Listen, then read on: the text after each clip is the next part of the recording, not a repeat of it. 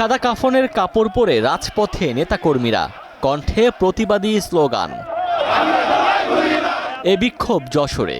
জোটের প্রার্থী বাদ দিতে যশোর 5 আসনে বিক্ষোভ করেছে বিএনপির নেতাকর্মীরা। শনিবার বিকেলে পৌর শহরে কাফনের কাপড় জড়িয়ে বিক্ষোভ মিছিল ও সমাবেশ করেন তারা। মিছিলটি দলীয় কার্যালয় থেকে বের হয়ে প্রধান সড়ক প্রদক্ষিণ করে পুনরায় দলীয় কার্যালয়ে এসে শেষ হয়। এ সময় নেতাকর্মীরা জোটের প্রার্থী বাদ দিয়ে বিএনপির ত্যাগী নেতাকে প্রার্থী হিসেবে মনোনীত করার দাবি জানান। মনিরামপুরের বিএনপি জীবন দিয়ে হলেও শহীদ ইকবালের মনোনয়ন চাইবে, এটা আমাদের দিতে হবে। মনোনয়ন বিএনপির কাছে ফিরে না আসবে ততক্ষণ পর্যন্ত এই আন্দোলন চলতে থাকবে। শহীদ ইকবালকে যদি মনোনয়ন না দেওয়া হয় তাহলে এই যে জনগণের যে জনরাশ দেখতে পাচ্ছেন, আমার মনে হয় এই জনগণ আর ফিরে গ্রামে যাবে না। বিগত স্বৈরাচার আমলে যত কেস কাজ হয়েছে সবগুলোর মোকাবেলা সবাই সাথে নিয়ে উনি ইকবাল সাহেব করেছেন।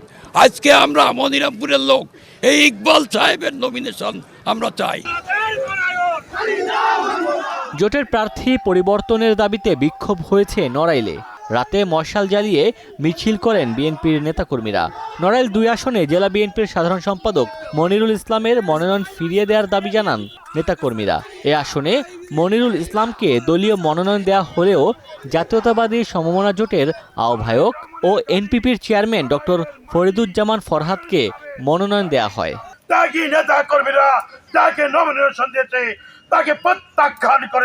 এদিকে বিএনপির প্রার্থী রদবদল হয়েছে চট্টগ্রামের 3টি আসনে।